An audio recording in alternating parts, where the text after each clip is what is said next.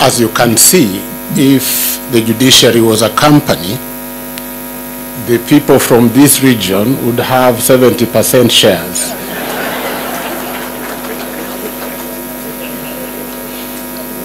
The people from this region over the years have invested in the judiciary. There was a time that you could only hear judges from this area. And so we thank you for the foundation and for giving us such great jurists. I set out to come to this ceremony to celebrate with all of you as a colleague and as a friend to David. I have known David, I think, throughout our professional lives. He's junior to me in age, and many times even in the profession, but many times I would consult him. When I was in the High Court, many times I would call him to find out some of his decisions to share with me. He has been a beacon of leadership, and I confirm the attributes that you've had since he passed on the 10th, that he's a loving person, he's a man of integrity, a man committed to his service of the nation. He loved God, he loved his family, he was humble, he was generous. And so I believe, I'm not judging him, but I believe that David's name is in the book of life. That David is resting where he is supposed to be, in heaven. And that when we all go, we shall meet him there. We are taught in the book, in the holy book, that in every situation, in all our circumstances, we must give thanks, we must give glory. And so though David has left us suddenly, so painfully, questions are being asked, but in all that we give thanks to God for the great things he has done to this nation, to the family, to the colleagues who work with him in the judiciary. I have a message from the Honorable the Chief Justice. As you recall, the Honorable the Chief Justice came to the house where we met Mzee and Mama and the siblings. The Chief Justice attended the Requiem Mass on Ngong Road, and this is the message that she has sent me to deliver, and I'm privileged to do that on her behalf. Honorable Justice David Majanja lived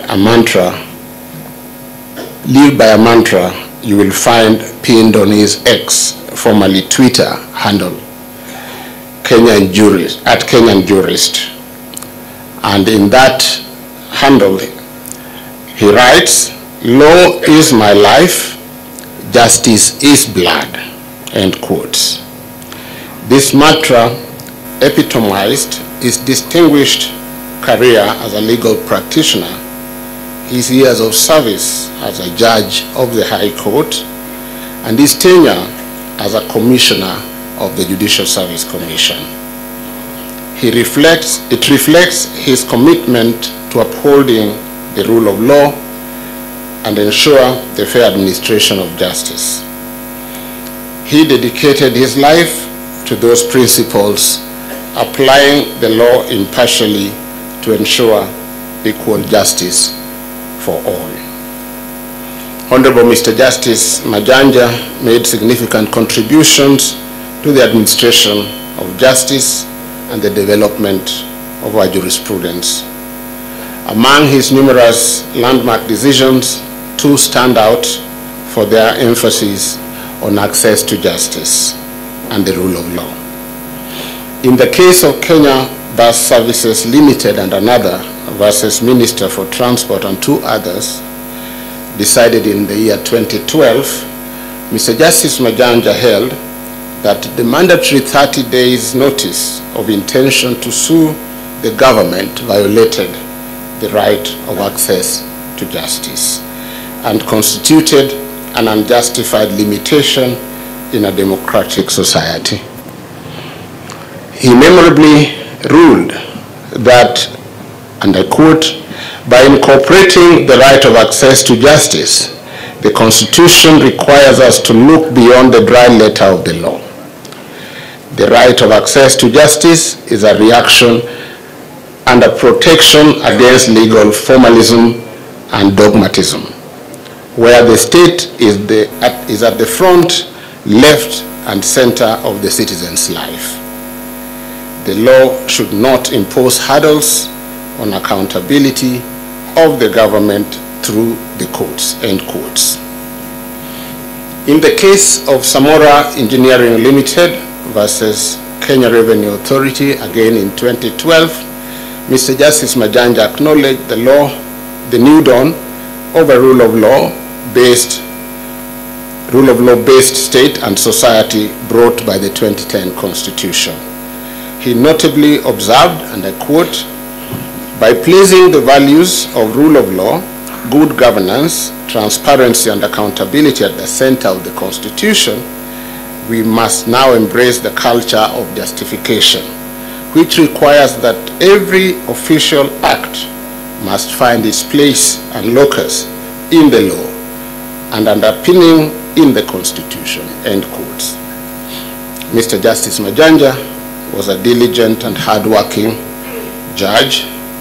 Despite his duties as a commissioner at the JSC, he constantly delivered judgments on time and was frequently among the judges with the highest number of judgments delivered in the judiciary.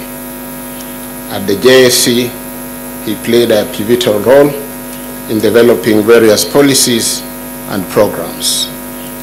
He was compassionately committed to institution building initiatives aimed at making both the JSC and the judiciary efficient and responsive to the justice needs of the Kenyan people.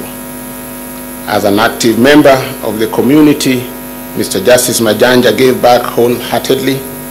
He was a mentor, he was a provider to many who, by emulating his example, have risen to become defenders of the law and providers of their own communities. He was a light and shone brightly to everyone who knew him. Mr. Justice Majanja was a devoted servant of our nation, and his death leaves an irreplaceable void. His profound impact on our justice institutions and the rule of law is indelible. We have been privileged to witness his intense, abiding devotion to both. We extend our prayers, we extend our sincere condolences to the family, friends, colleagues, and the judiciary, as well as JSC family. May the soul of Mr. Justice David Majanja rest in eternal peace. May I also say that may the Lord give Mr. Justice Majanja eternal rest.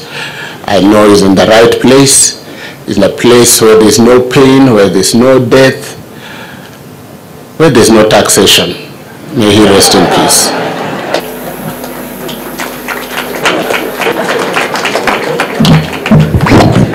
Thank you very much, the Honorable Justice Ouko, for those remarks.